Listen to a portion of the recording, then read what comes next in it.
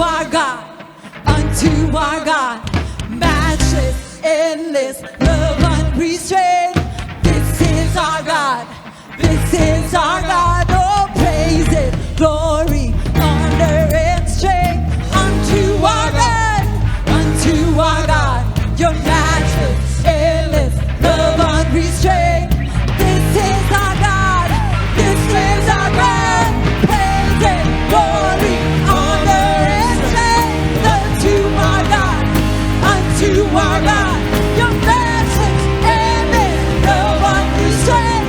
This is our God, this is our God. Oh, praise it, glory, honor, and strength unto our God, unto our God. Your matchless, endless, love unrestrained. This is our God, this is our God. Ayo, ayo, ayo, ah. Ayo, ayo, ayo, ah. Sing it, yeah. Ayo, ayo, ayo, ah. Yeah, yeah. Ayo, ayo, ayo, ah. There is no one like our God. There is no one like our God.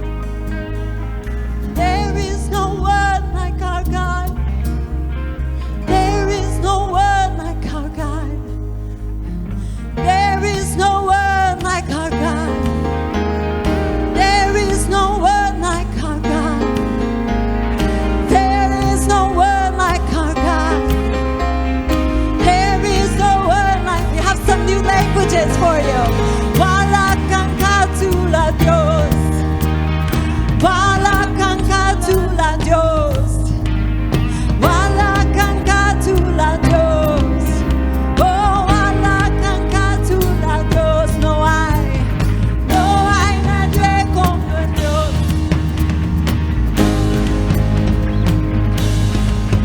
No hay nadie como nuestro Dios. No hay nadie con nuestro Dios. No hay nadie con nuestro Dios. No hay nadie como nuestra Dios. Oh, there is no one like our God. Oh, there is no one like our God. Yeah. There is no one like our God. Yeah. There is no one like our God. Yeah. There is no one like our God. Yeah. There is no one like our God. Yeah, yeah, yeah. There is no one like our God. Yeah. There is no one like our God. Hey, praise and glory. Praise and glory, honor and strength unto our God, unto our God. Your matchless, endless, love unrestrained. This is our God, this is our God. Praise and glory, honor and strength unto our God, unto our God. Matchless, endless, love unrestrained. This is our God, this is our God. Praise and glory, honor and strength unto our God, unto our God. Your matchless, endless, love unrestrained. This is our God, this is our God. Glory, honor and strength unto our God. Matchless, endless, love unrestrained. This is our God, this is our God.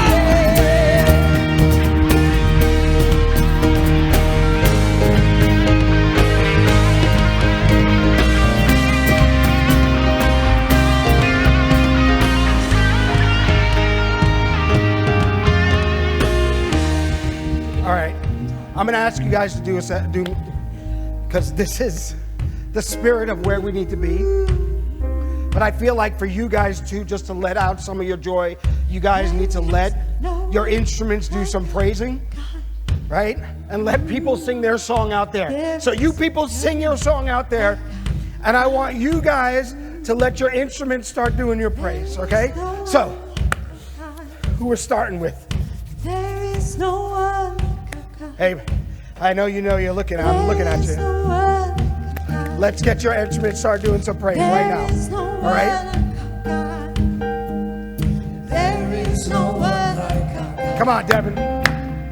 There is no one like our God. There is no one like our God. There is no one. There is no one like our God. There is no one. There is no one like our God. There is no one like our God. There is no one like our God. There is no one like our God. There is no one. There is no one like our God. There is no one like our God. There is no one like our God. There is no one like our God. There is no one like our God. There is no one. There is no one. There is no one. There is no one like our God. No one like our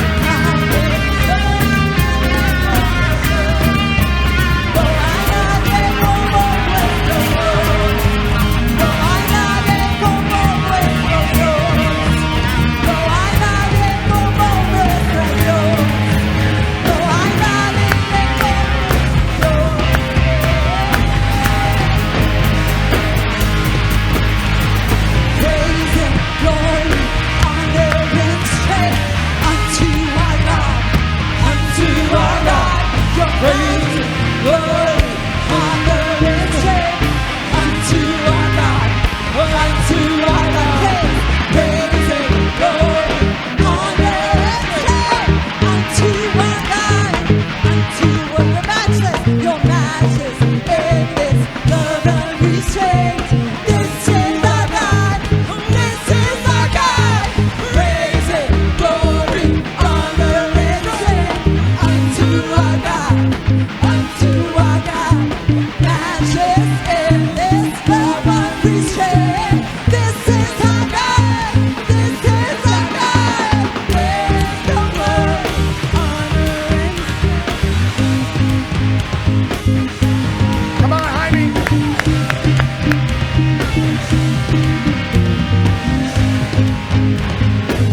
Let that instrument worship. Come on.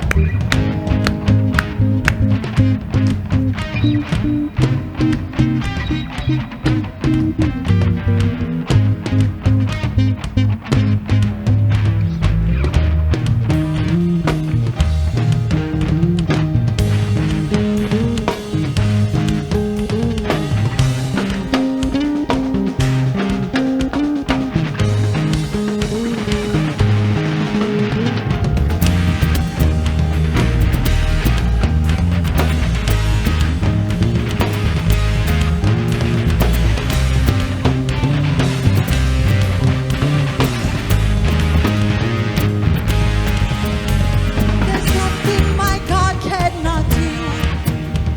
There's nothing my God cannot do.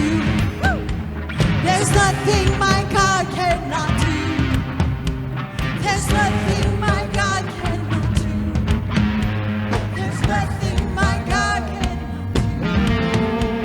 There's nothing my God cannot do. There's nothing my God cannot do. There's nothing my God. No one greater. No one greater. Whoa.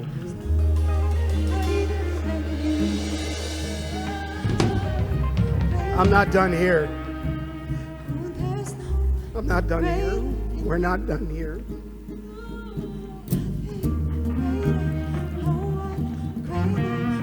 Cal, there's a strength in the drums that I think stirs the heart. Like everything has a rhythm. Life has a rhythm. Your heartbeat has a rhythm. Everything in life set up by God has a rhythm. I want you to let your rhythm out right now. Give me everything you got. This is your time right now. Tell the Lord who He is through that drum.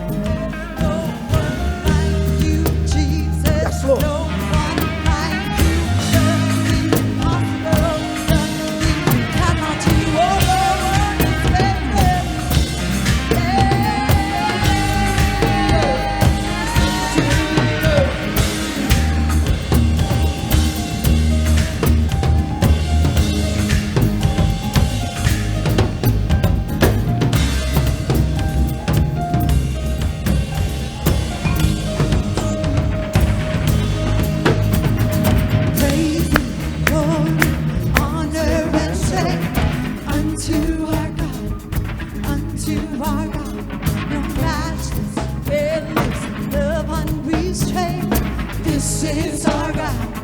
This is our God. Praise and glory, honor and strength unto our God. Unto our God. Your matchless, endless love unrestrained.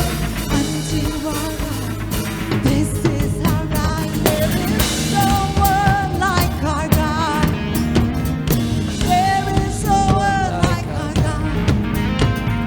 There is no one like our God. There is no one. There is no one. There is no one like our God. Oh, no, no, no. There is no one like our God. Yeah. There is no one like our God. Yeah. There is no one.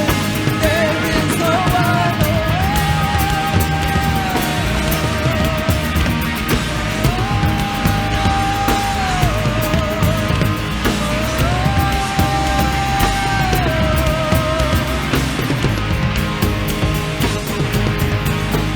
In the joy of the Lord is my strength.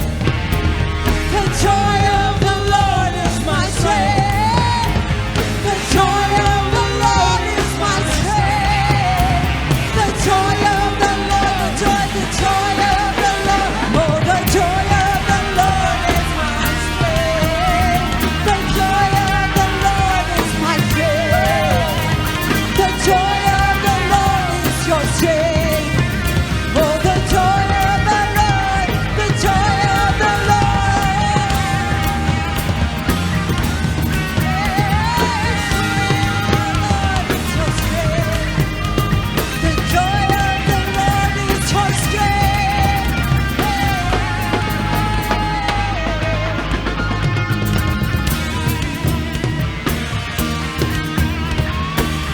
Sing with you. There's no place that I'd rather be than dancing with you, dancing with you. 'Cause there's no other place I'd rather be than dancing with you.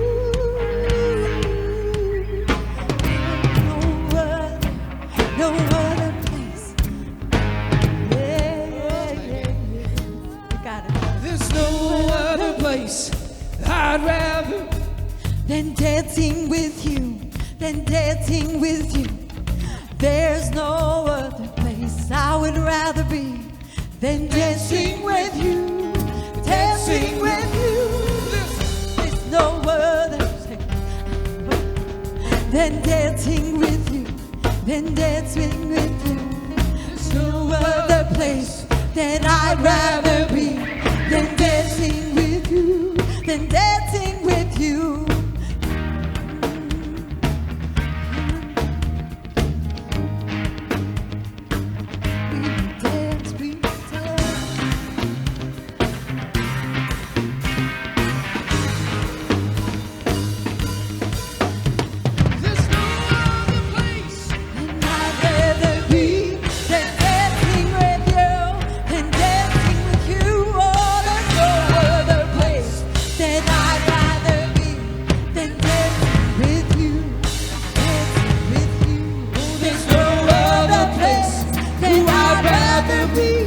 Than dancing with you from cheek to cheek.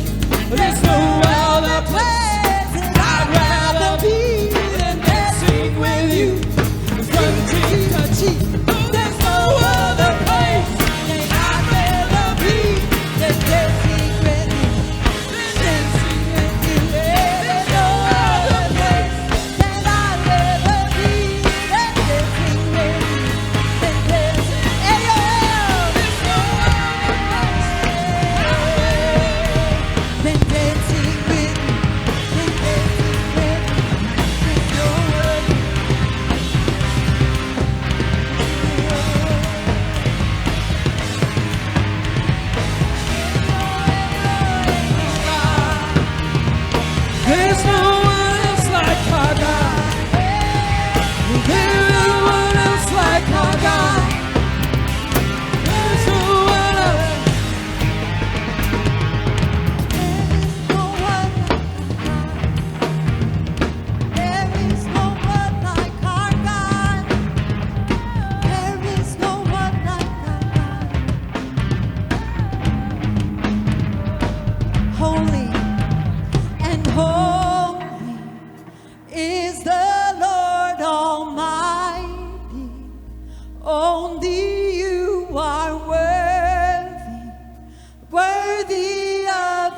holy. There is Lord Almighty. Only you are worthy.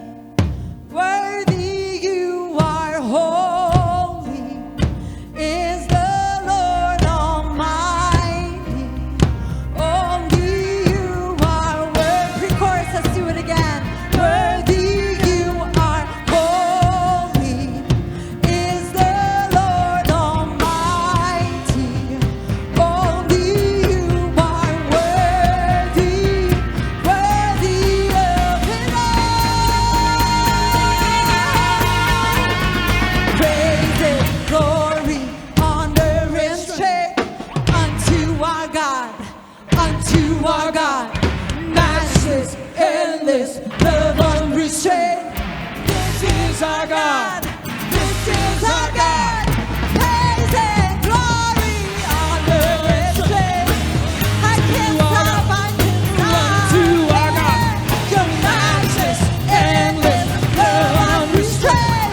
This is our God. This is our God. Glory, honor and strength. Unto our God. Unto our God. The matchless, endless, love unrestrained. This is our God. This is our God.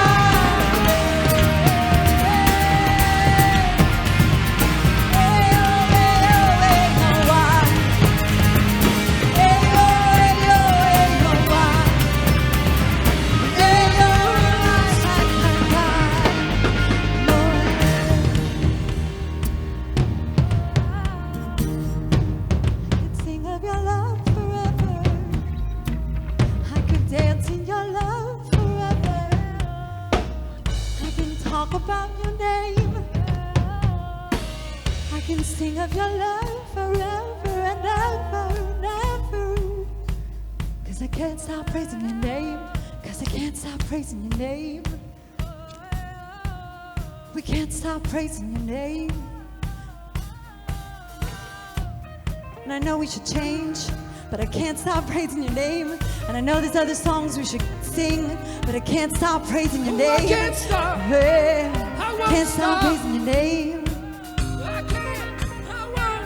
We're gonna praise. We're gonna praise. Let this joy be infectious. Let it cover every doorstep. Let it flow into the streets. Let it flow into closed businesses. Yeah! 'Cause this joy is infectious. It's taking over Chambersburg. It's flowing out these doors and into the streets, to every home, to every person. Can't stop, won't stop, can't stop, won't stop praising your name.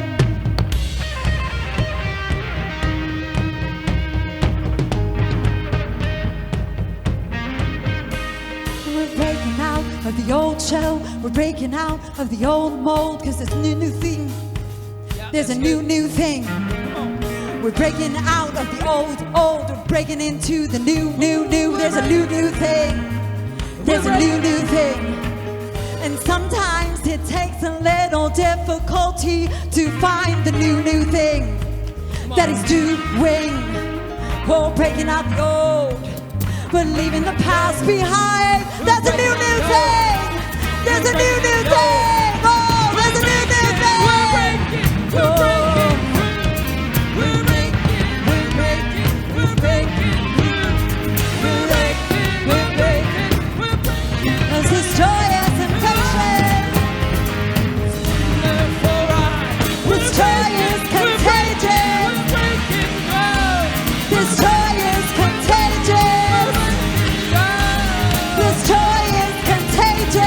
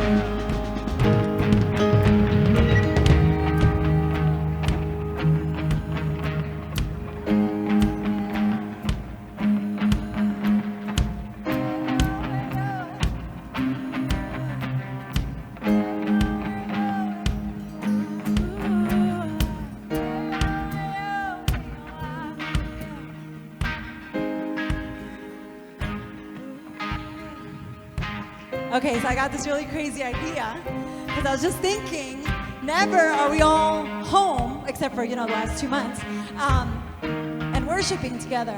So I want to take 5 minutes. We just put it on the clock. It's 10:31. I want everybody to go out of your house.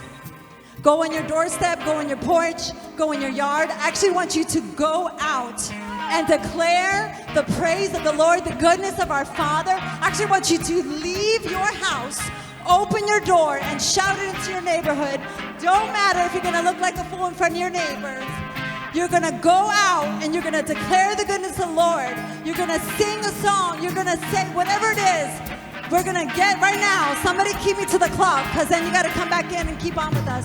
5 minutes. Go out of your house and declare the Lord. If you need to blast this for backup, go ahead and do that. I want to see it. I want to see it. Hashtag go out and praise, okay? And we're going to keep on praising. Yeah.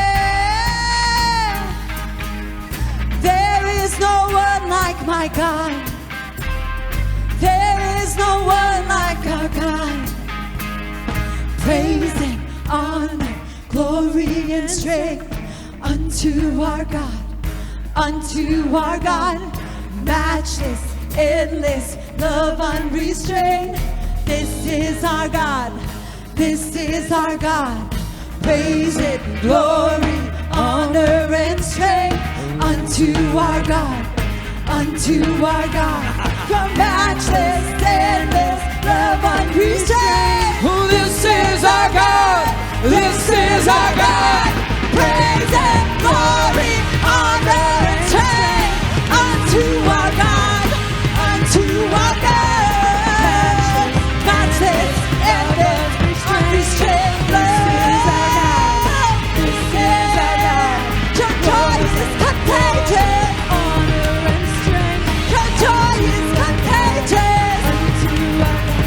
Your joy is contagious, infectious, contagious, infectious. The joy of the Lord, contagious, infectious. The joy of the Lord, contagious, infectious. The joy of the Lord.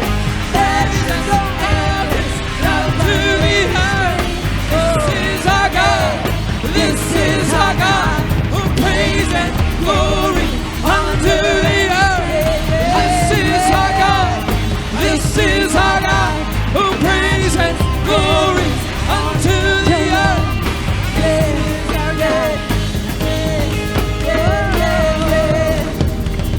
We shouted from the north to the south, from the east to the west, to every dark corner, to every secret hidden dark spot, to every nook and cranny.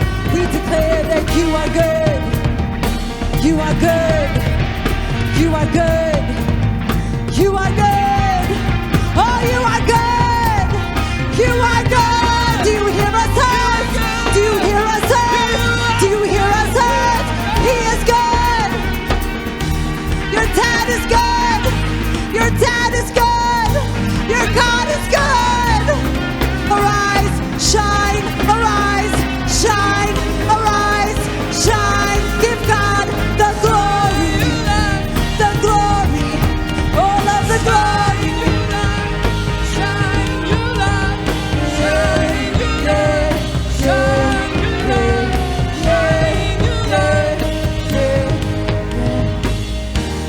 Isn't he good? Isn't he good? Won't he do it? Won't he do it? Oh, 'cause there's nothing my God cannot do. Yeah, won't he do it? Won't he do it? 'Cause there's nothing my God cannot do. There's nothing my God cannot do. There's nothing my God cannot do. There's nothing my God. Welcome back.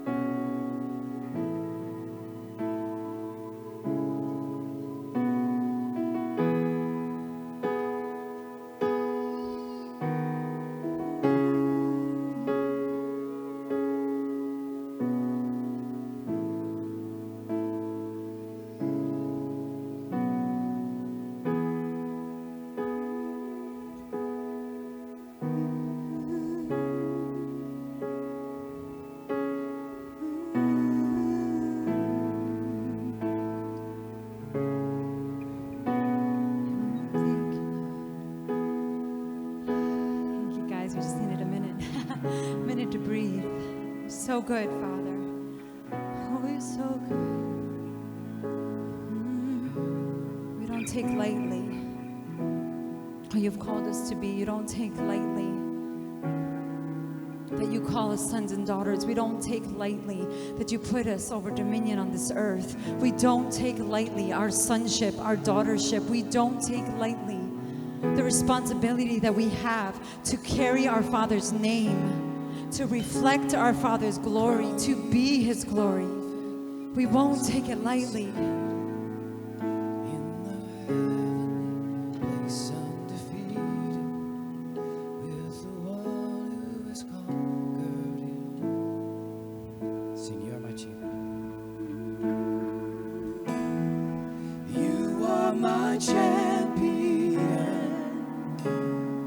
Giants fall when you stand undefeated. Every battle you've won. I am who you say I am. You crown me with confidence. I am seated in the heavenly place, undefeated, with the one who is conquered it all. I've tried so hard to see it.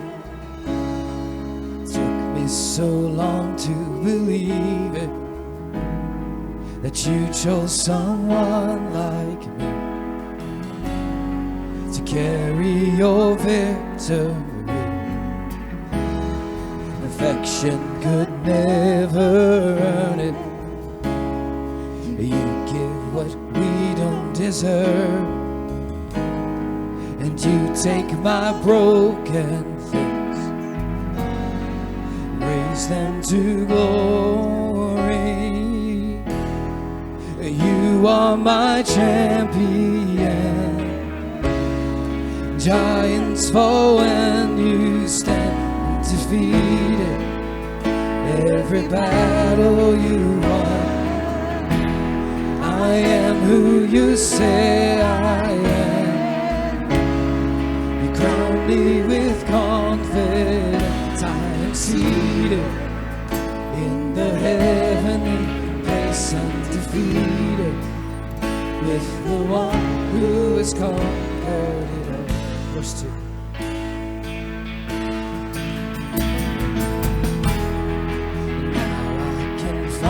We see it.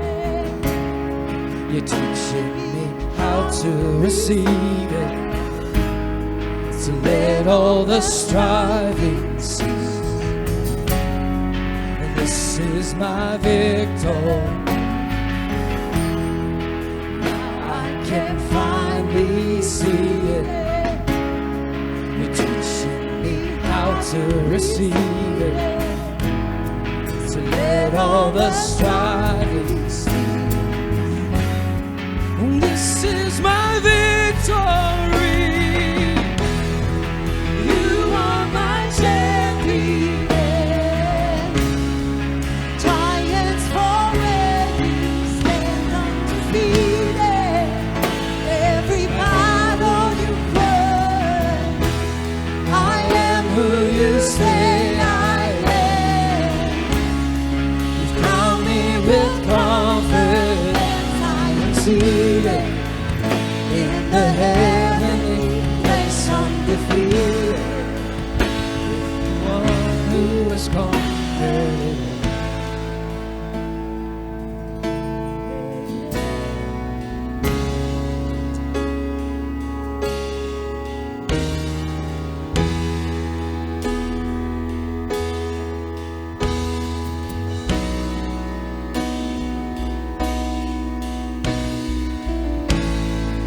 When I lift my voice and shout, every wall comes crashing.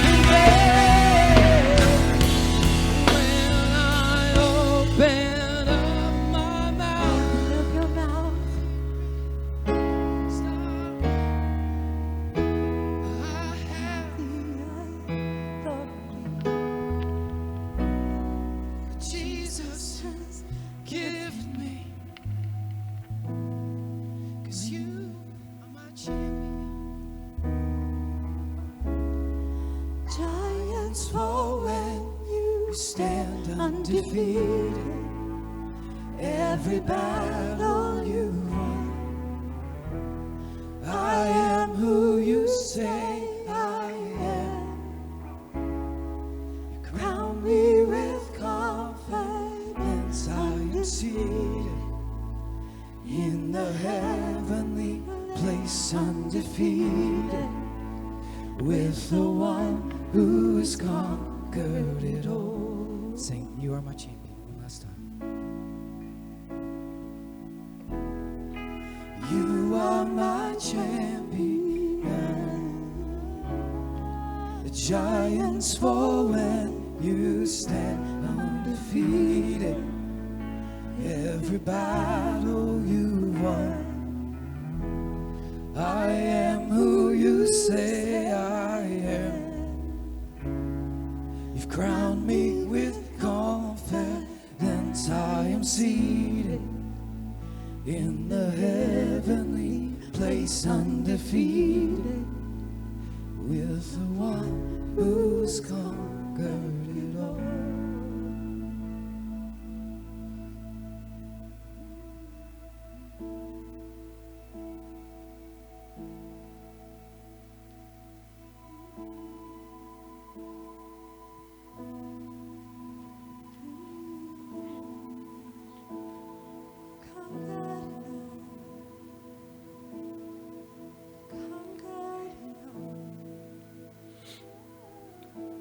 Thank you, Lord.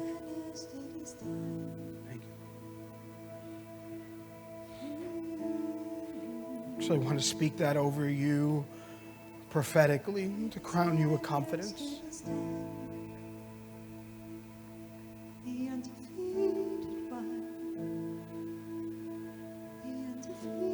To everyone with the sound of, within the sound of my voice, we crown you with confidence. And not confidence in what you know, but confidence in who God is.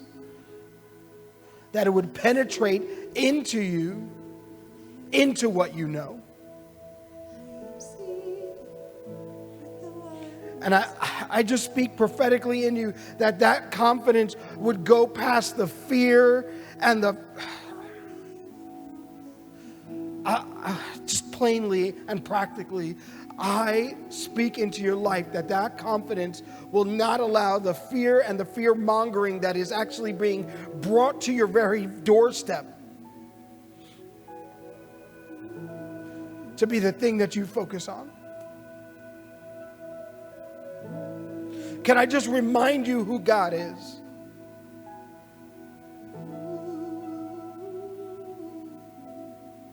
Can I remind you that his report is different, and I will believe in the report of the Lord. I crown you in confidence that he is undefeated. I crown you in confidence that he is good.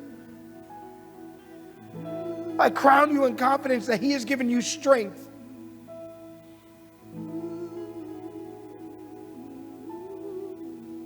Oh, that this week you will see past all the things that are being presented to you in ways that are packaged in ways that will keep you small. That every headline that comes to you would be negative, that you would see through it and you would come to the gate of your Father and you will enter in so that you could be in his presence. Father, we can't enter into experiencing you through any other gate, whether that be the media or whether that be a Facebook post or whether that be all this other stuff falls short of who you actually are. Who you are in our lives, Lord. So I speak to us as a family that we will walk boldly. And not that boldly means I needed to do a certain act, but boldly in knowing who you are so that I can believe what is truth. And you are truth, Lord.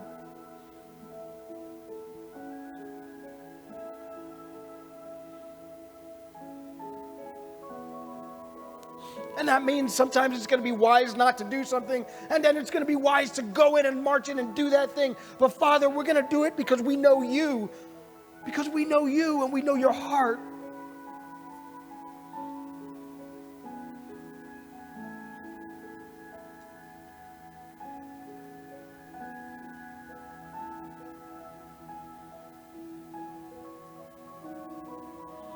We love you, Lord. And we have confidence that you love us.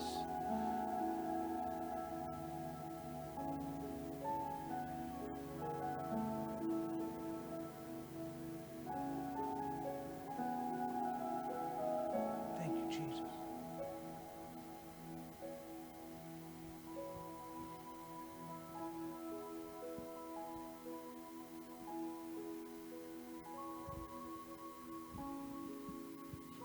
Jesus, thank you. So I want to just honor these guys here. I want to thank our worship team and the guys in the booth. You should see they're really being diligent about following instructions. They stay 6 feet away, and sometimes they have to talk to each other. But even coming in, because they know what it means to have something that's corporate and a sound that's together. So I just want to honor them.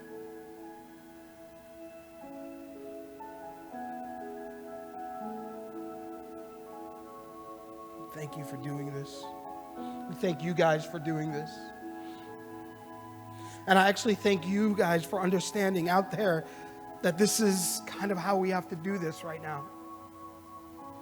It saddens my heart. I don't love it. Actually, this stinks. I'll say it. It just stinks. But I see so much honoring in the things that you're doing. So thank you and thank you. Because I truly believe that we will come out stronger as a family and stronger as a church. And stronger as lovers of the Father.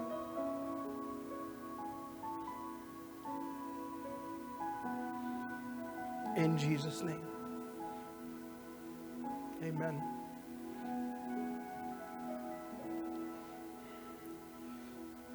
So usually there'd be a time where we just like ask for offering, and that gives us time to like, these guys can go, right? And we could get a thing, but we don't have all that. But I am going to encourage you to continue giving. And honestly, from what I've seen, like you guys are really doing that. You're really giving, and I thank you for that. I know it's on Jen and I's heart is that we're continuing to give. We're not looking at it as a circumstantial thing, and we understand that people have circumstances that may prevent, and that's not, this is not a statement on that, but it's a statement of thank you for the consideration and the commitment to giving. So you can do that online. You can continue to do that online. We're still exploring what is next, and how do we do this next, and how do we go about... And Mark has said it several times. How do we go about honoring the Lord in what we do and honoring those who have been, put in a place of authority? Now, I would say that does not mean I agree with everything that those who have been put in authority have done or decided. But I have agreed to be put in this position.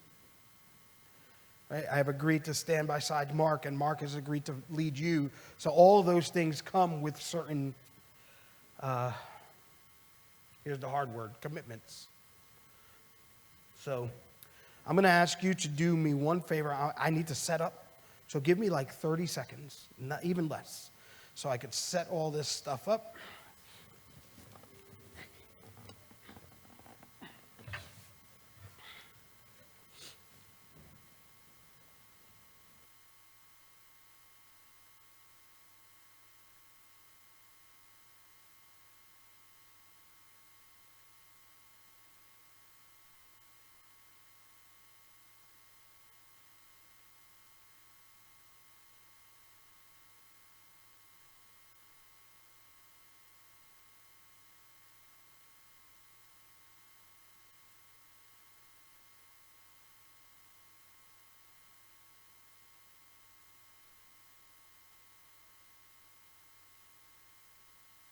Okay, so the hard thing about this is I have no reference point if you can actually see this.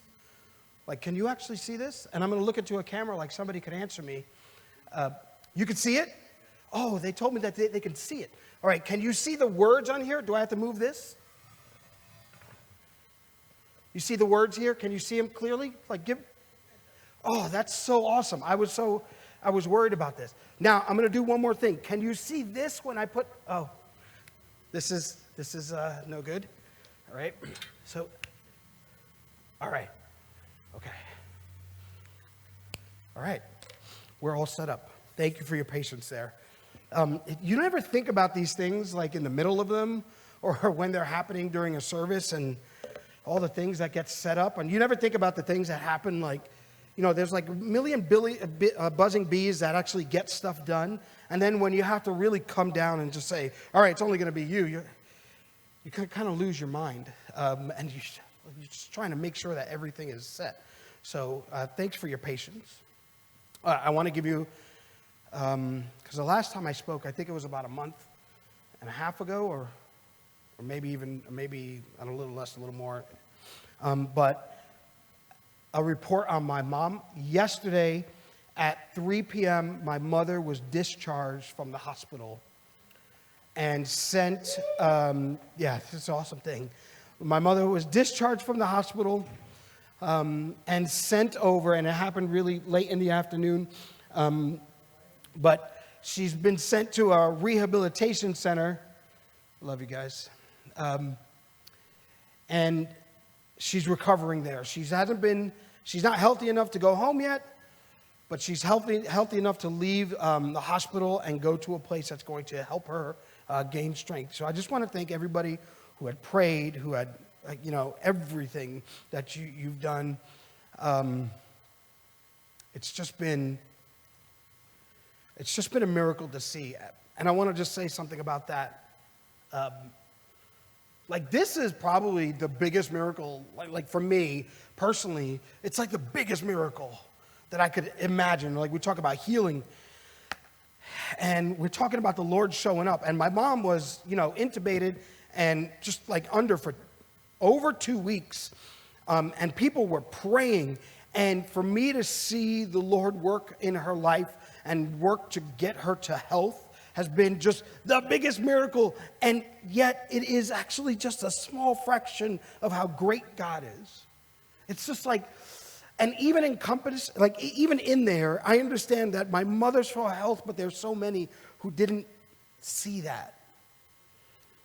And even though I say, my mother was healed, God is good, and in everything else, I have to say that God is good if I'm going to understand the greatness and the vastness of God. And so I always want to be respectful of those people, and in my celebration of people who didn't experience that, but I need to celebrate how great God is, that he would see my mother through this and to a place where she is right now, so close to getting home. So thank you for being a partner with us in that, and just really being like family, for praying for my mom. It's been awesome. All right, so I knew I was speaking this week, obviously. But I had one of those weeks where it was like, and I don't know if you've had this before, maybe you have, but I had one of those weeks where every single thought that I had concerning what I wanted to speak on happened at a point where I wasn't like sitting down at a desk to write anything down. So I have a note here on my iPhone, and then I have a note here on a pad, and it was just everywhere. And then when I sat down to kind of compile it, I couldn't even remember where all these things were. So it's just it was a great week because the Lord was just like, and this, and then like this. It was kind of like how I get text messages from my wife. Don't forget this, and then and this, and it was just coming, and I'm really praying that I can give you everything that the Lord was just giving to me, because I couldn't write it all down. The theme of this month, so I'm going to be transparent. I turn over here. Diane's over here. Diane's waving. I turn over here because there's some kind of human interaction over here. So, yeah, no, you don't have to move. No, stay right there. So if you see me turning this way, it's I'm not ignoring you. It's just there's human interaction, like 27 feet in between us, just for clerical and administration purposes. But so I may be turning over to Diane. So this month has been about relationships, right, Diane, and everybody else. And it seems like the theme verse for the month has been in John 17, right? John 17. And in John 17, it talks about unity, right? It talks about us being one as the Father's. I am actually not going to talk about that verse, all right? Because we've actually gone through that, I think, a good amount. The issue is not John 17. The issue is John 18. And the reason why the issue is not John 17, because that's what everybody wants, or that's what Jesus wants. We know that Jesus wants unity. The issue is John 18 when the betrayals start happening. Because if you read the scriptures, John 17 is, hey, I want them to be one, and the heading of John 18 is Judas betrays Jesus. So from a theoretical standpoint, this is awesome. From a practical standpoint, John 18 smacks us in the face. Have you ever been smacked in the face by a John 18? Have you ever felt that? So John 18 happens, and you start wondering, wait, what happened to John 17? And people are like, well, that was a chapter ago. Like, who cares now? I have to do this thing that I have to do, and I want to talk about that a little bit more. So it's not the John 17 theoretical portion. I mean, it's a great theory. I'm not trying to belittle it, all right? But my question is, how do we get past the John 18s in our lives in order for John 17 to become reality through John 18? Does that make sense? I know there's a lot of numbers, right? Well, there's two numbers. So it's important that actually God sets up this, right? This is the premise. Jesus sets up the premise of unity, because if it actually sets up for the premise here and never goes through the John 18, then you're never actually going to know if it's sustainable. You're never going to know. It has to go through some hard stuff. It has to go through filter. It has to go through fire. Because if it doesn't go through that, you're not going to know how strong it is. Like, at some point, you need to put something on top of a table. Some point you have to sit on the chair, and you can actually map out exactly where you want the legs are, and how long this and how long that. And we just built a deck. Somebody had to map out, all right, this is where the posts are going to go, and this is where this is going to go. But at some point, somebody has to stand on it. So I want to talk about that, because I guess my question is, while we talk about unity, I would love to know, what length are you willing to go for unity to actually happen? It's the question. Because we actually don't have to have very long discussion about what the end game is. The end game is unity. It's always been unity, right? Even when I was a kid and we used to have these youth groups, and everybody would say, hey, you know what? We should get our youth groups together to be unified. We should get our churches together to be unified. And there was always talk about unity, but outside of an event where we all got together, then we went all our separate ways, and we waited for the next event to show that we were unified, and it didn't really feel like unity. It just felt like an event. I hope that makes sense. So, to what length are we willing to go to be unified? And maybe this is a jump. And, I put this on Facebook earlier this week. But it's interesting to me because it seems like there's two arguments that are happening in the earth today. It's like rights and then responsibility.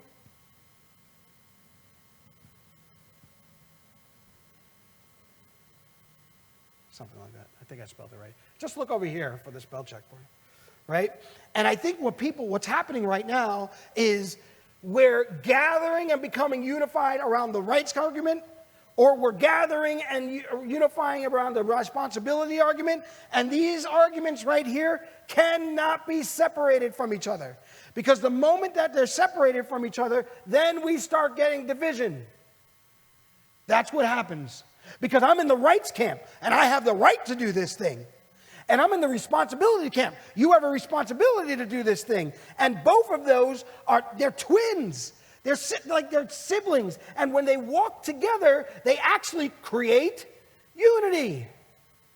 Because love can be seen when rights and responsibilities work together. Because I understand, look, the conversation about rights is the on-ramp to the understanding of your responsibility. If you only want to have a conversation about rights, it's an immature conversation.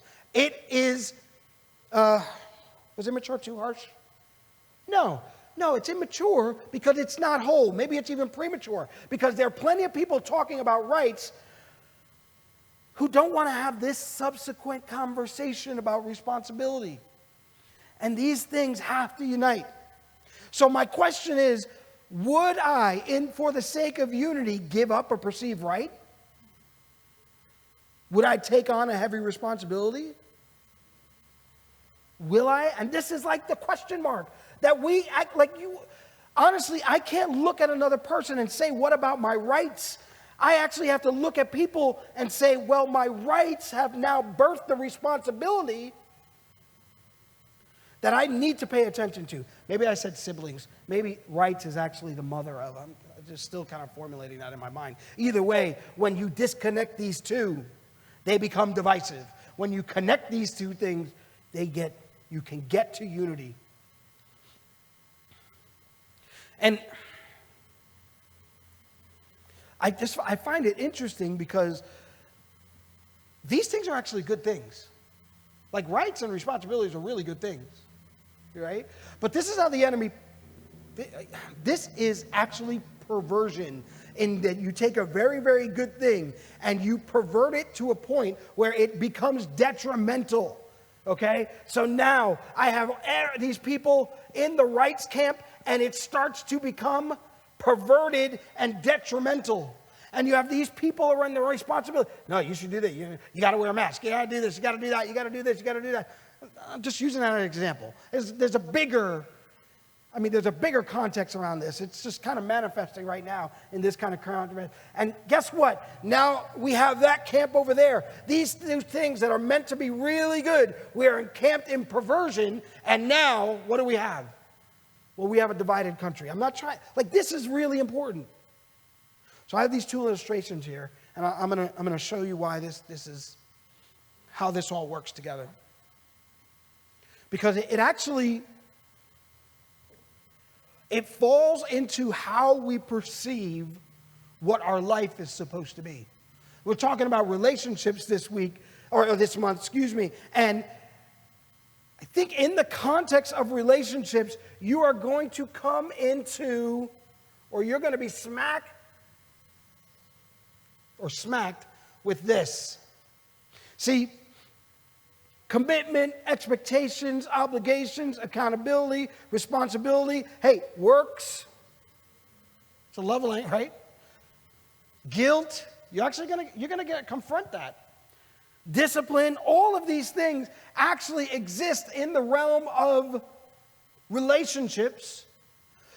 But depending on what side of maturity you are on, you're going to have a perspective of this.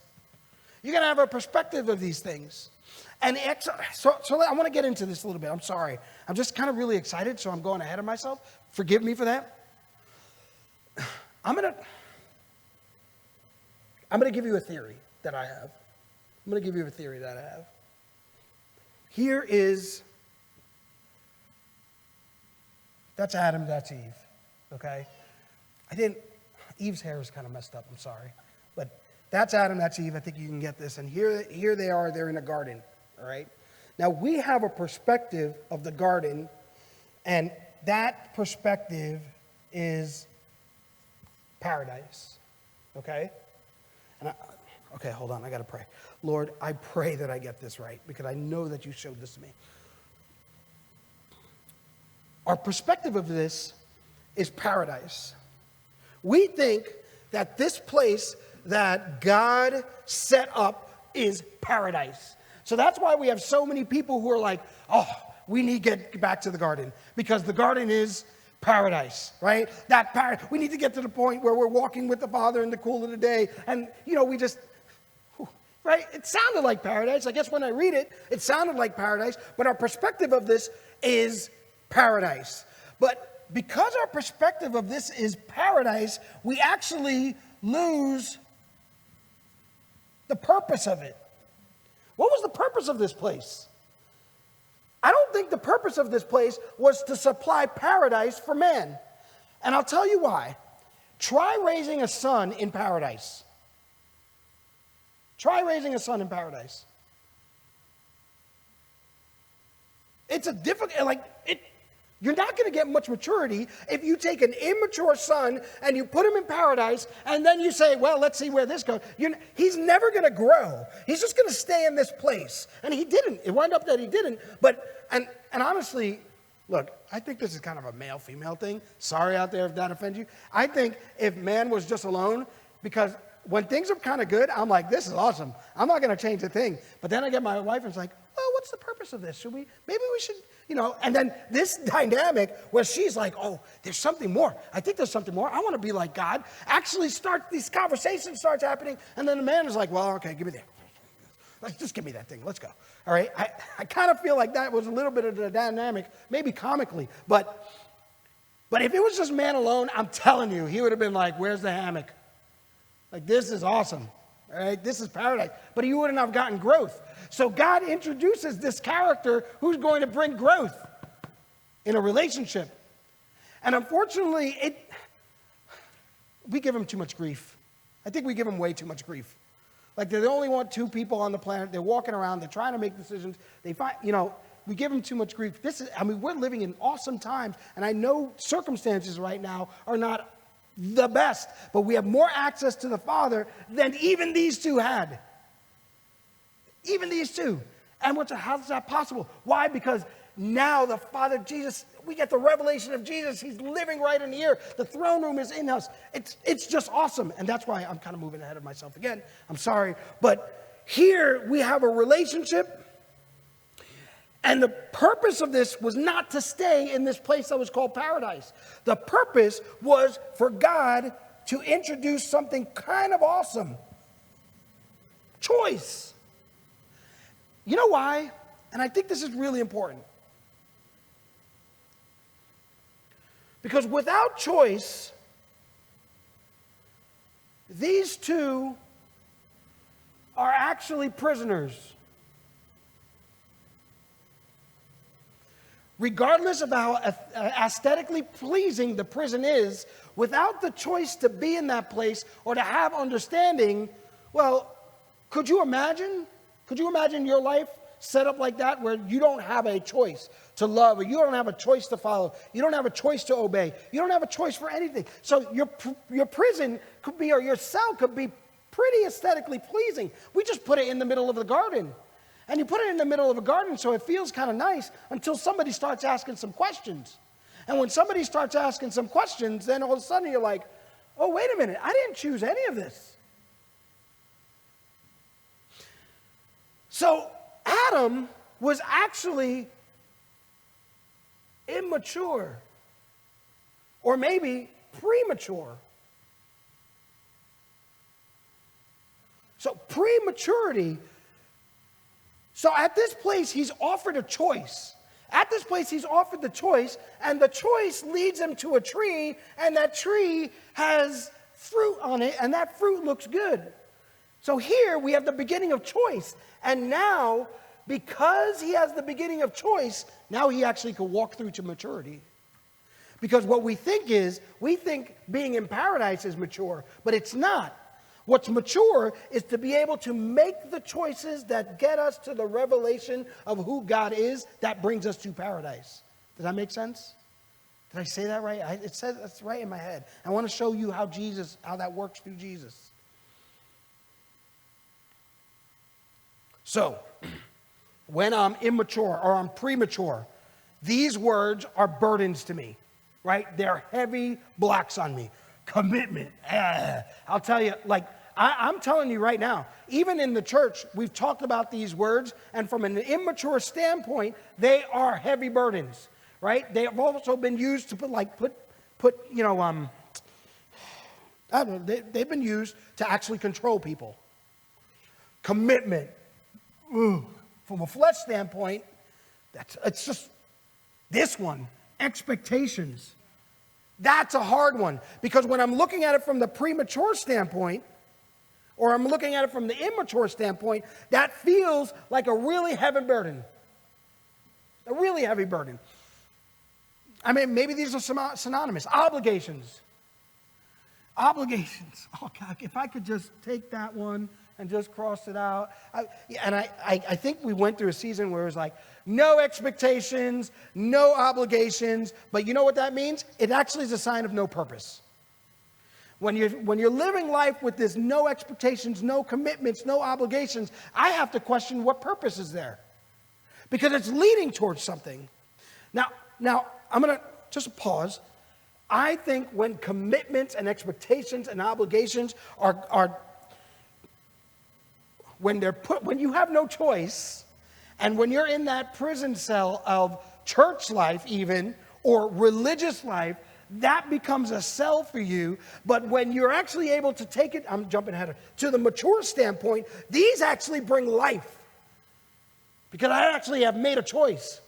And I even think sometimes here, when you have a good understanding of what these are from the perspective of a son, there are even times where people try to put expectations or obligations on you that aren't yours. But you know what a son is able to do? They're able to say, oh, no. No is actually a very holy word.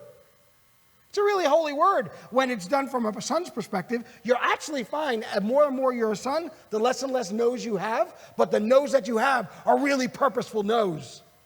And they grow you, right? That's pruning, because here's a bush, right? And every prune is a no, but it's a holy no.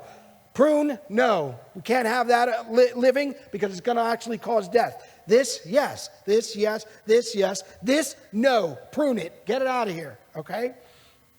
Accountability.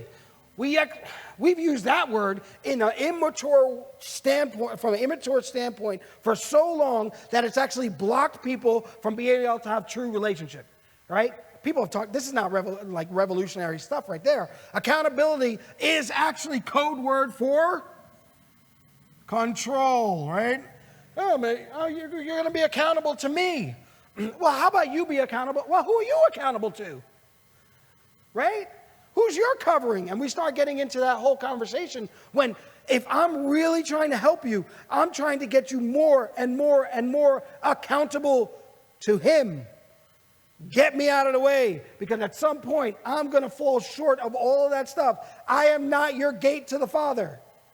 Mark is not your gate to the Father. All right? So I'm taking away that commitment, that expectation, that obligation. That's an immature thinking. All right? Immature thinking is, oh, that person right there is my gate to the Father, so I'm accountable to them. And when I'm accountable to them, oh, I should be good with the Father. No. This accountability actually takes on a greater standpoint from the mature thinking. From the mature thinking, accountability is me in front and in the presence of the Father, and what it's doing. This is what accountability is really, what it's doing from a son standpoint. It's saying, measure me, Lord. Measure me, Lord. Like, really, like, look at me. And he looks at you, and he says, hey, this. And then, you know what the Lord does, because he's really cool? He's saying, you know what? This is in your life. You need to go speak to that person over there, all right? And then, because that person has a maturity level that you're like, that the Lord has shown you, oh, man, that person right there is really great with their finances. Oh, their marriage, they're amazing. We need to go talk to that person. That's the accountability that you want. The accountability is not trying to prevent you from sin. The accountability is the thing that, because you have measured and you have taken account of your life, you go to people because you know where you're falling short. It's not a sin thing. It's a growth thing. It's a growth thing when you're accountable in a true, mature sonship perspective. Responsibility, just like expectations, these things should bring life to us, because we know out of responsibility is going to come fruit. Hey, you know what? Be dependable. You want to be a really good Christian? Be dependable. Be something that somebody could count on. Be someone that someone can count on. Be responsible. I think sometimes we try to make everything so, this is the most practical message I'm ever going to show up to work on time. Do the things that you're supposed to do. Let your yes be yes, and let your no be no. That's responsibility. Responsibility is not all these things thrusted onto you that you somehow have to carry. You know what? That's a low-level thinking of responsibility. Responsibility is the thing that I say, you know what? This is who I am. This is what I can offer. I say yes to you. I say no to you. That remains yes. That remains no. Until that point where the Lord moves me, and that no can become a yes, and I actually can fulfill a yes in that. That's responsibility. I actually think showing up to work on time, like, I wish that was a gift of the Spirit. On timeness. But that's responsibility. I'm going to do something, I'm going to say something, and I'm going to do it. And all these things, when you're walking from an immature standpoint, from a premature standpoint, when you're taking from this fruit instead of this fruit up here, this is God. So they took low-level fruit when they had fruit right here. This fruit. This is what I need to feed off of. I need to feed off of you. I need to feed off of you. But I saw this is so enticing and immature, so I'm going to take this fruit right here. Oh, you know what? It tastes good. Oh, now we have problems. Now we have some problems. But God's not upset about it because the purpose was choice. Works. Okay. Greater works you shall do. Do you know what the translation for that word is? It's actually works. It's actually not miracles. People are trying to jump to the miracle portion, right? How about you do some work? How about some work get done? I guarantee you miracles will show up. But I'm telling you, there's a lot of work that's going undone. Because I'm trying to propel greater miracles I'm going to do. And I think I've heard people say, greater miracles you shall do. And the word is greater works. And I'm like, I don't want to do work. So let's make it miracles because that's God doing the work, I think. That's how we set it up in our mind. But it actually works. And that doesn't mean it's not miracles, but it means that there's some work. But you know what? From this standpoint, oh, God, works, man, that feels really heavy. And from this standpoint, you're like, you know what works is going to bring? Harvest. This is awesome. Let's get to work. And even Jesus said, hey, the Father's at work right now, so what am I doing? I'm at work. This should be an exciting word for us. Oh, nobody likes this one, guilt. If you're in a relationship and you never feel guilt, I'm worried about you. I'm not saying you have to live in guilt. I'm not saying you have to live in shame. Some of the most immature people that I know never feel any guilt. Have you ever dealt with somebody who just never feels any guilt? In proper context, there's purpose for guilt. There's purpose for guilt, all right? It's actually a real thing. Let's not try to gloss over it because we're sons. No guilt, no shame. We say that a lot. I think I've said this before. No guilt, no shame. None? Zero? Wow. I don't think you have to live there, but you know when you're falling short. A son knows when they're falling short. I actually have more grace for people on this side because they may not know that they're falling short. So maybe their guilt is wrapped up in just a little bit of immaturity or not understanding. But when a son feels guilt, a son should actually move to reconciliation and repentance. You don't think there's purpose in that? Discipline. Whew. That's a hard one for me. But you know what? And this one I'll make short. We've called things that are religious that was just disciplined for a long time. Oh, that's just religious. No, it wasn't. It was disciplined. And there's beauty in that discipline. And all of these things are going to show up in a relationship that you have. In fact, all of these things are purposed for you to be able to walk through into maturity. Every single relationship that you have, and I want to talk about this, I'm going to talk about 2 instances with Jesus that show how, well, that we don't really truly understand relationships. That we don't understand how these things will work because we categorize them so much. But in every relationship you have, in some level, you are actually being presented with choices to remain immature or move to maturity. So let's talk about Jesus right here. All right? And this is why I think what I'm going to tell you in a few minutes is true. Here, the choice was immature. Right? Choice was immature, so he eats of the fruit.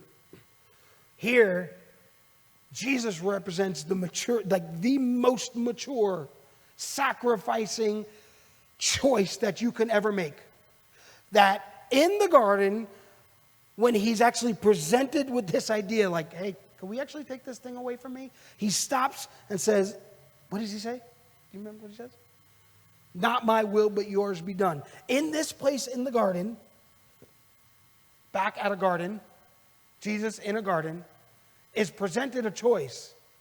And that choice is, hey, I could either eat of the flesh of fear, and then I escape that thing, but my purpose now is not going to be fulfilled, or I can accept that there's something greater for me, and I can move on in my purpose. See, right here, your victory was won because the choice was made.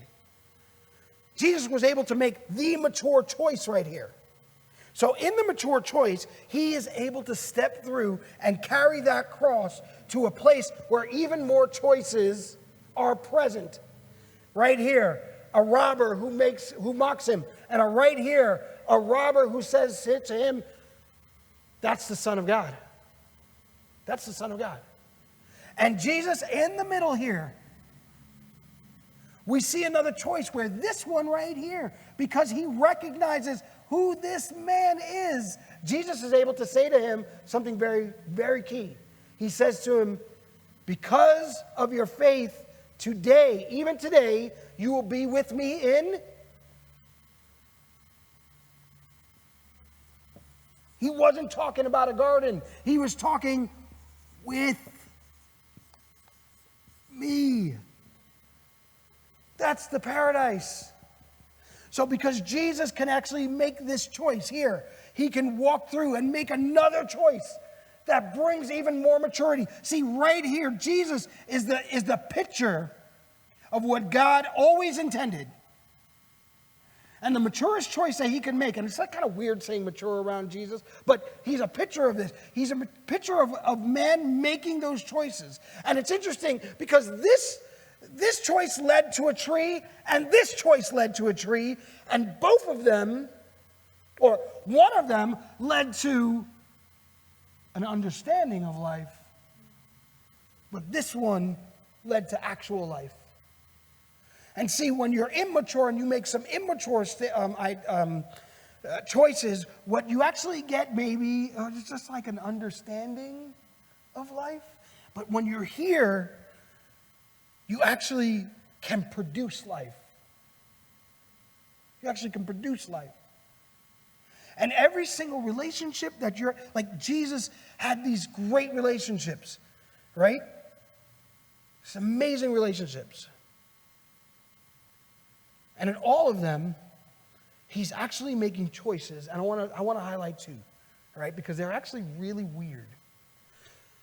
But he makes choices on how to interact with them so that he can show them what it looks like to be a son. Because a son makes mature choices. And sometimes the mature choice looks like this.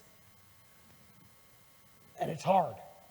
So let's go to 2 places. 2 places. All right, first one. We're going to stay in Matthew. We're going to be in Matthew. Ooh. Matthew 16. All right? And I'm going to move quick. Matthew 16, verse 21. I'm going to read the point to you, and then I'm going to go back and give you some context. All right.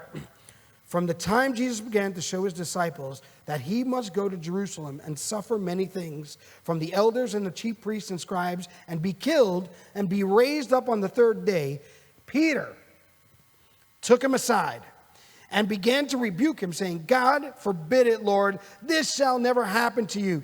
But he turned and he said to who? Peter, get behind me, Satan. You are a stumbling block to me. I'm going to change that because, hold on a second. Get behind me, adversary, because that's what the word Satan means. We talked about that last month. Get behind me, Satan, you adversary. You are a stumbling block to me. We talked about that last month. I never noticed this. I never noticed this portion, this last portion.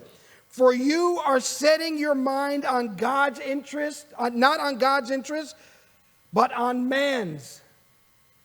Which actually brings up a really interesting perspective in which Mark talked about a couple of weeks ago with demons.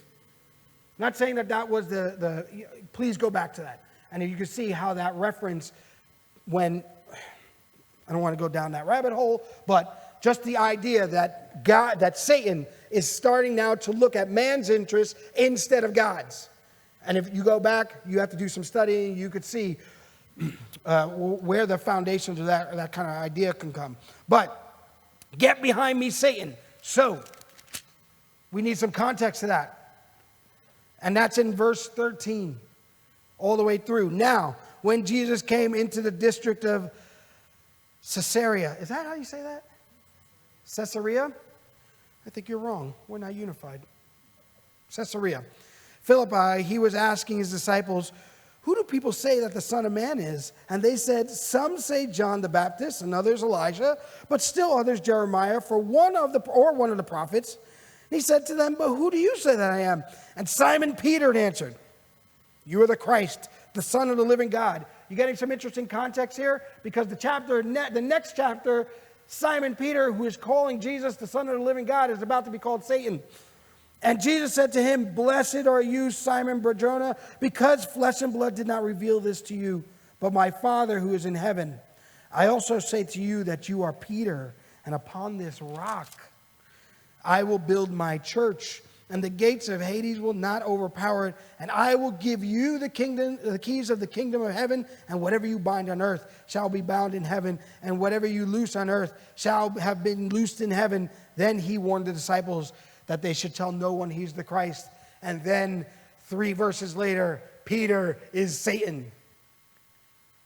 That seems strange to me. Because the context here is, at first, Jesus is like, man, Peter, whoo, you got it. You got it. This is awesome. You know who I am. And the next instance, Peter, after Jesus is saying, I'm going to have to go to Jerusalem. I'm going to have to get crucified. And I think Peter's trying to think like, I am kind of the man. I'm the rock in which the church is going to be built on. This is awesome. He just said this to me. So he pulls Jesus aside and he's like, you're not going to die. We're not going to let this happen to you. How dare you ever think that? So now Peter is actually operating in flattery. And I wrote this down. I want to make sure that I get this for you. Hold on. Jesus is just at this point just being buttered up by Peter. And Jesus knew, living in this flattery thing is actually going to be a stumbling block to his actual purpose. So now I have this relationship, and I know this relationship is good. In fact, I just said that he's going to be the rock that I build my church. But now, right now, you're a stumbling block to me because you're bringing me flattery. And I'm going to tell you right now, and there's a note that I wanted to make sure I get this right. We confuse flattery to be encouragement. And we confuse chastisement to be attack. And we sit in that offense, we stay weak. See, the chastising words of a faithful friend is an offense we should cling to because it would lead to maturity. When you get someone who's going to be like, yep, you're going to have to carry that cross, or, hey, that's your cross right there. I think you need to pick it up because there's work to get to. That is chastisement that you should cling to. You know that person's a friend because they're looking at your purpose and they're saying there's something greater for you that's even greater than the weight of that cross. So what are you going to do about it? Are you going to sit there and are you going to whine? See, most people want an experience where they say, no, don't pick up that cross. That will never happen to you. It's going to be good. You know, God only has good things for you. And that cross, it's not. And to those people, you should be like, you know, get behind me, Satan, because that thing is something I need to pick up. And that thing is something I'm going to need to carry. And that thing is something that, you know what, my flesh is going to have to die on. And I know Jesus died on it, but I need to pick that up. And we get into flattery to a point that we get weaker and weaker, and that to the point where you can't pick up that cross. There's no way you're going to be able to do it because you ate from the fruit of flattery. People are flattering you. Oh, you could do this. You could do, you're great. I'm not saying you're not great. I'm just saying you could be better. I could be better. I think I'm great. I think God thinks I'm great. I think he thinks I'm fantastic. I could be better. I could be way better. But I know that I have people in my life, mostly my wife, who's going to be like, hey, what, are we going to sit and stare at it all day? Or are we going to pick it up? What are we going to do? What are we going to do? So Jesus knows. He knows. He knows. And when we sit here and we think that just paradise is supposed to be provided for us without making some critical choices, that flattery feels like paradise. It just feels like, woo, man. And we think it's encouragement. Oh, I'm just so encouraged. I'm so encouraged because people have been flattering me all this time. And you got no growth. And unfortunately, at some point, somebody else comes and they pick up that cross. It's going to get picked up. It's going to get picked up. So now we have a very different perspective. Let's go to Matthew.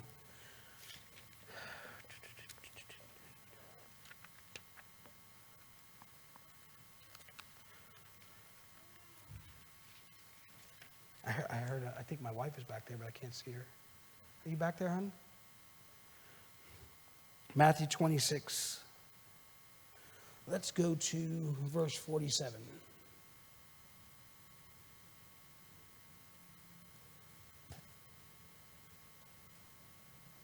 While he was speaking, still speaking, behold, Judas, one of the 12. Oh, I want to... You don't have to go to this verse at all. You can stay right there. But, you know, Jesus at the Last Supper, he said, the one who takes this morsel, dips this morsel with me, will be the one who betrays me. And then Jesus looks at Judas because it's Judas that's going to do, who will betray Jesus. And there at that time, Jesus, it says in the scriptures, and Satan entered Judas. And Jesus said to him, the thing that you must do, go do quickly. I find that to be an extraordinary verse that shows the maturity of Jesus to an exponential degree. Because Jesus knows right now he's about to be betrayed. And then he blesses his betrayer to do the betraying.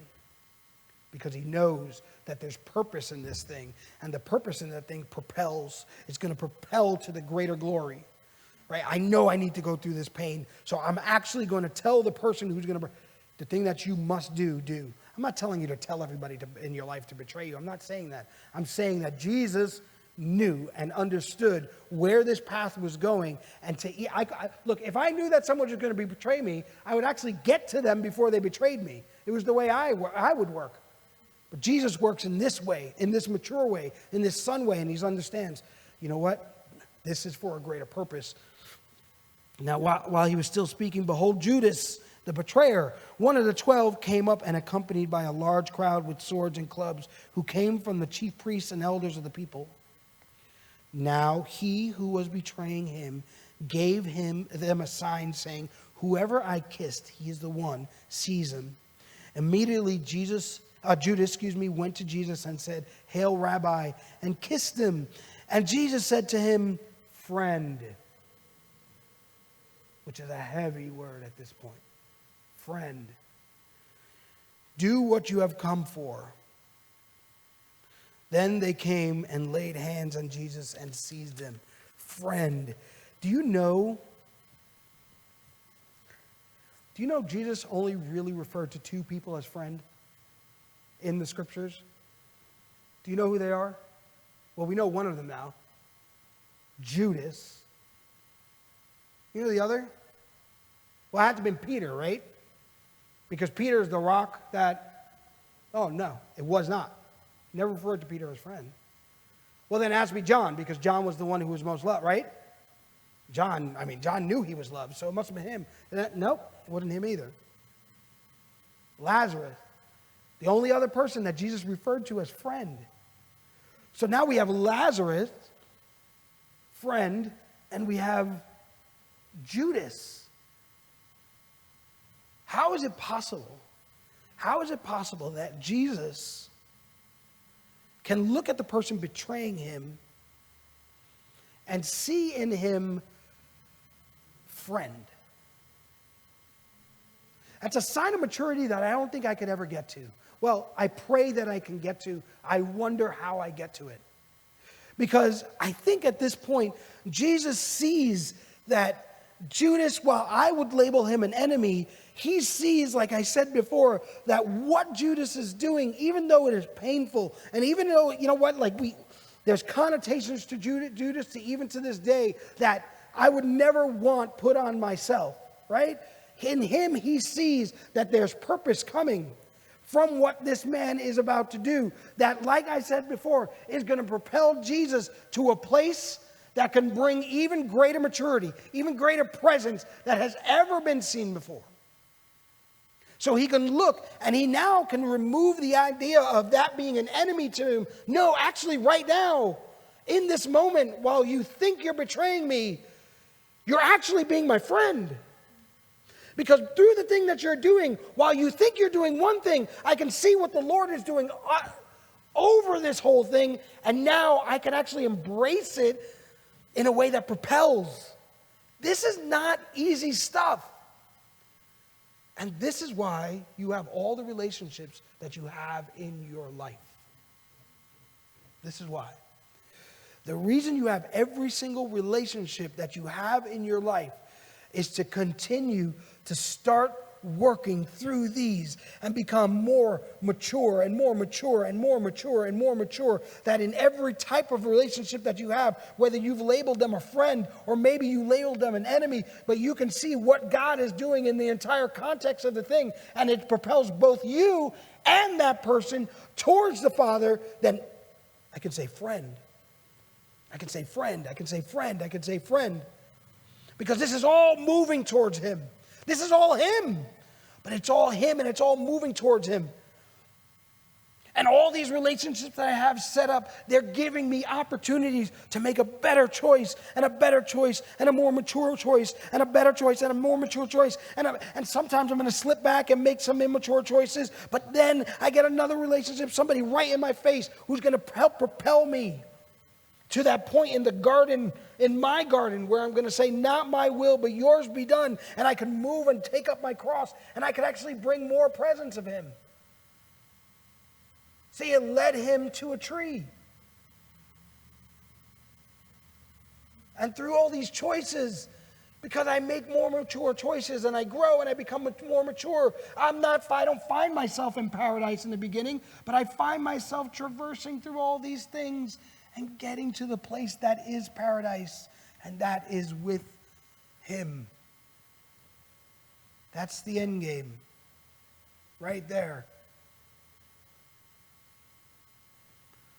And oh, that every single one of my relationships will see that I'm with him. And when they see that I'm with him, they'll see the fruit of with him. And they'll say, man, that's the fruit of paradise. Maybe we should be with him. Maybe this thing that I thought was paradise wasn't the paradise that I was looking for all the time. Maybe I need to walk through some of these things. Maybe I need to pick up a cross. Maybe I see the fruit that is with him, and then I'll find actual paradise. This paradise that actually goes through circumstances that can happen here on earth. This is the paradise that we're seeking, and it is available right now with him. No other way. Every other way is a faulty gate. Every other way is a distraction. Every other way is counterfeit. Every other way is a perversion. Every other way is going to actually get you into these type of arguments. But with him, you're going to find unity. Because with him is the true paradise you speak. This is what relationships actually look like. This is why you have relationships in your life. This is why we should pursue relationships. Because they're good for both us and for them. Because paradise is not meant to be over here. Paradise enjoyed in the immature is going to keep you weak. But paradise in the mature, that's long lasting. And then all these things that were weights when you were immature become foundational when you're mature. They used to be over you, but now you are over them, and you stand on them. Now you have the most solid relationships you could ever think of. But you have to walk through this. You have to walk through this. So let's pray. So Father, help us to walk through this. You never said it was going to be easy. You've never said it was going to look pretty. In fact, I'm pretty sure in John 17 when you said, or when you prayed for us to be one, you knew John 18 was coming. Father, I don't want to be naive not to think that my John 18s are not coming. Lord, I don't want my family to be naive that the John 18s are not coming. But Father, I want to be, just like we prayed before, crowned in confidence that this unity can stand these tests of fire. And that I can make the mature choice. And I can actually have my flesh crucified on that cross because you know what? Because you were. Father, I pray that we can experience paradise because we have walked through this thing. And we've walked through them together. Father, I think this is what honor looks like.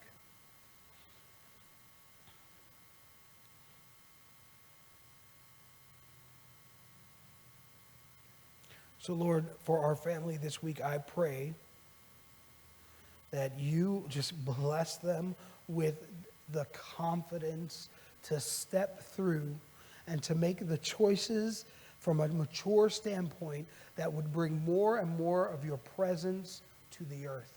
Not that it's far away, but realized, manifested. It exists. It's readily available. It's there for the manifesting. So Lord, let it be manifest in us. In Jesus' name, amen. All right. So we love you. Have a great week. I just pray every single blessing out of you. I don't know how to end when there's nobody to end to, but just know that I love you and I long to see you again sometime soon. Have a great week. Goodbye.